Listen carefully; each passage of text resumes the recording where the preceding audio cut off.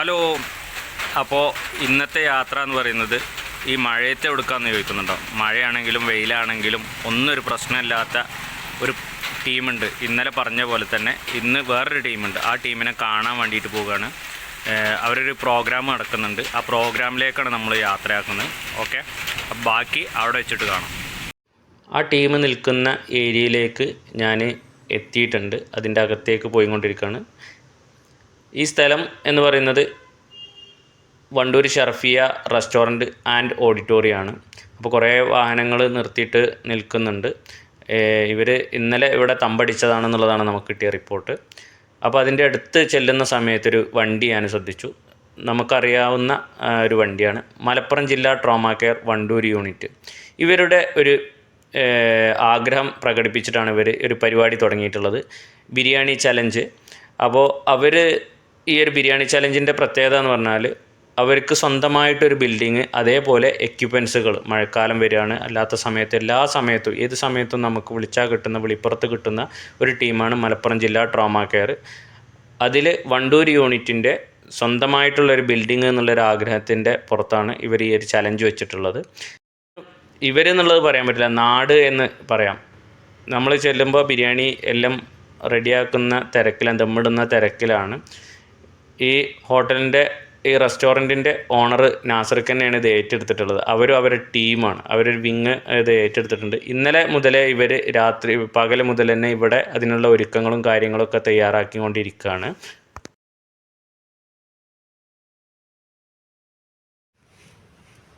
നാസർക്ക് ആദ്യത്തെ ചെമ്പ് പൊട്ടിച്ച് കാര്യങ്ങൾ തുടങ്ങിയിട്ടുണ്ട്. അതിൻ്റെ ചുറ്റും ട്രോമാ കെയർ വോളണ്ടിയേഴ്സൊക്കെ സജ്ജരായിട്ട് നിൽക്കുകയാണ്. അതേപോലെ യൂട്യൂബ് ചാനലിൻ്റെ ആളുകൾ, അതേപോലെ ന്യൂസ് ചാനലിൻ്റെ ആളുകൾ, ഇവരൊക്കെ വീഡിയോ എടുത്തുകൊണ്ടിരിക്കുന്നത്. ഞാൻ പുതിയ ഒരാളായതുകൊണ്ട് എനിക്ക് അത്ര വലിയ എക്സ്പീരിയൻസ് ഒന്നുമില്ല. എങ്ങനെ ഇത് ചെയ്യണം, എങ്ങനെയൊക്കെ കാര്യങ്ങൾ ചെയ്യണമെന്ന് അറിയില്ല. തെറ്റുകുറ്റങ്ങളുണ്ടെങ്കിൽ നിങ്ങളെല്ലാവരും ക്ഷമിക്കണം.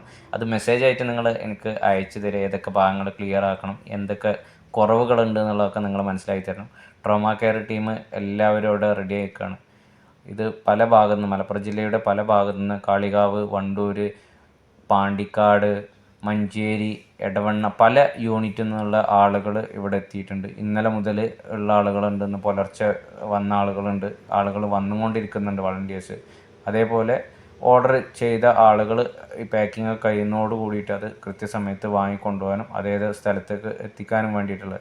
നാസർക്ക പാക്കിങ് എങ്ങനെ ചെയ്യുന്നത് എന്നുള്ളത് അവർക്ക് കാണിച്ചു കൊടുത്തു. എത്ര ഭക്ഷണം വിളമ്പണം എങ്ങനെയെന്നുള്ളതൊക്കെ കാണിച്ചു കൊടുക്കുന്ന ഇൻഫർമേഷനാണ് ഈ കാണുന്നത്.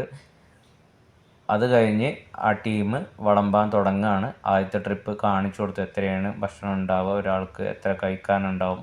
ഈ ചലഞ്ചിൻ്റെ മെയിൻ ഭാഗമാണത്, ഭക്ഷണം എത്രത്തോളം കൊടുക്കണം എന്നുള്ളത്. അപ്പോൾ അത് കാണിച്ചതിന് ശേഷം ഇനി അതിൻ്റെ ഇടയിൽ യൂട്യൂബ് ചാനലിൻ്റെയും ന്യൂസ് ചാനലിൻ്റെ ഒക്കെ ആളുകൾ അതിൻ്റെ ഇടയിലൊക്കെ വീഡിയോ എടുത്തുകൊണ്ടിരിക്കുന്നുണ്ട്. വലിയ എക്സ്പീരിയൻസ് ഇല്ലാത്തതുകൊണ്ട് വീഡിയോ നല്ല അത്യാവശ്യം ഷെയ്ക്കുണ്ട്. യൂട്യൂബിന് വേണ്ടിയിട്ട് ആദ്യമായിട്ട് എടുക്കുന്ന ഒരു വീഡിയോ ആണ്. അപ്പോൾ അതിൻ്റേതായിട്ടുള്ള തെറ്റുകുറ്റങ്ങൾ എന്തായാലും ഉണ്ടാവും.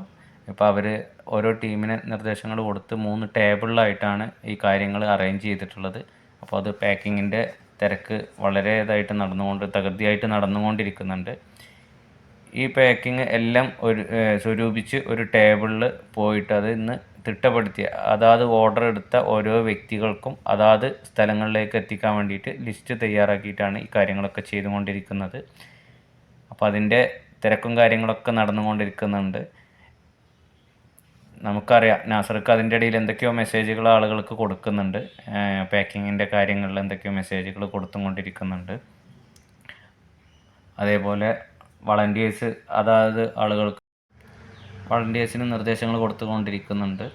അതേപോലെ സന്നദ്ധ പ്രവർത്തകർ, നാട്ടുകാർ, പല ആളുകളും ഇതിൽ സഹായിക്കാൻ എത്തിയിട്ടുണ്ട്. രാവിലെ തന്നെ കാലത്ത് അവർ ജോലിക്ക് പോകുന്നതിൻ്റെ മുന്നേ ആയിട്ട് തന്നെ ഇതിൽ വന്ന് കാര്യങ്ങളൊക്കെ അന്വേഷിച്ചിട്ട് പോകുന്ന ആളുകളൊക്കെ എനിക്ക് കാണാൻ പറ്റും.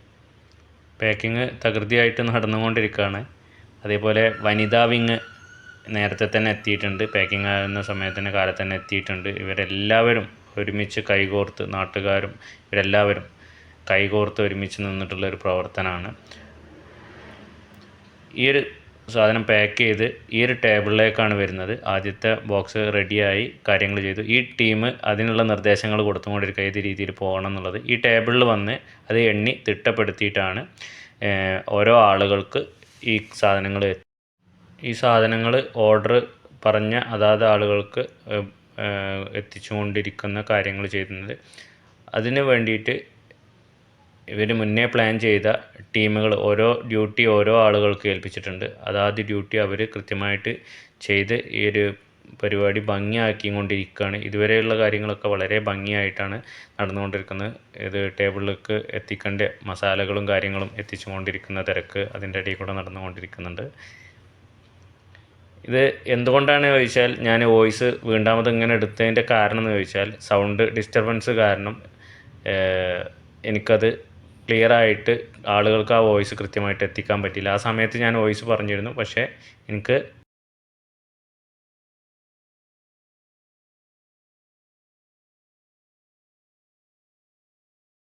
ആയില്ല. അപ്പോൾ അതുകൊണ്ടാണ് ഞാൻ വീണ്ടാമത് ഈ വോയിസ് കൊടുത്തത്.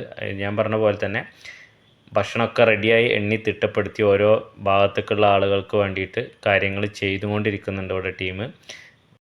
ഇതിനോട് അകമഴിഞ്ഞ് സഹായിച്ച എല്ലാ വ്യക്തികൾക്കും നന്ദിയും കടപ്പാടും ഇവർ അറിയിച്ചിട്ടുണ്ട്. ഇത് തിരക്ക് കാരണമായതുകൊണ്ട് ഇവരുടെ വോയിസ് വ്യക്തമായിട്ട് നമുക്ക് കിട്ടിയിട്ടില്ല. ഈ സംഗതിയെ കുറിച്ചിട്ടേക്ക് പക്ഷേ എനിക്കൊരു ടെൻഷൻ ഉണ്ടായിരുന്നു. എൻ്റെ ഈ ഷർഫിയ പ്രസിഡന്റ് നമ്മുടെ ഈ കിച്ചണിൽ ഇത്തിരി ഭക്ഷണം ഒരേ സമയത്ത് പാകം ചെയ്യാനുള്ളൊരു ബുദ്ധിമുട്ട് മാത്രമേ ഈ സംബന്ധിച്ചിട്ടുള്ളൂ. പക്ഷേ നിർഭാഗ്യവശാൽ ഇവരുടെ ഈ തോമക്കാരുടെ ഈ വളണ്ടിയർമാരിൻ്റെ കുട്ടികൾ ഒപ്പം കട്ടക്ക് നിന്നിട്ട് ഇതെല്ലാം വളരെ ഭംഗിയാക്കി നല്ല രീതിയിൽ പ്രവർത്തിച്ച് മുന്നോട്ട് പോയി ഇതൊക്കെ പാക്ക് ചെയ്തുകൊണ്ടിരിക്കുകയാണ്. ഇൻഷാ അല്ലാഹ് ബാക്കിയുള്ള കാര്യങ്ങളൊക്കെ ഇനി പറയേണ്ട പ്രധാനപ്പെട്ട ഒരു വിഷയം നമ്മുടെ കുടുംബശ്രീ പ്രവർത്തകർ CDS മെമ്പേഴ്സിൻ്റെ കീഴിൽ എല്ലാ വണ്ടികളിലെ 23 വാർഡിലെ CDS മെമ്പർമാരും അവരുടെ കെയറോഫിൽ കഴിയാവുന്ന ആളുകളെ ഓർഡർ നമുക്ക് തന്നിട്ടുണ്ട്.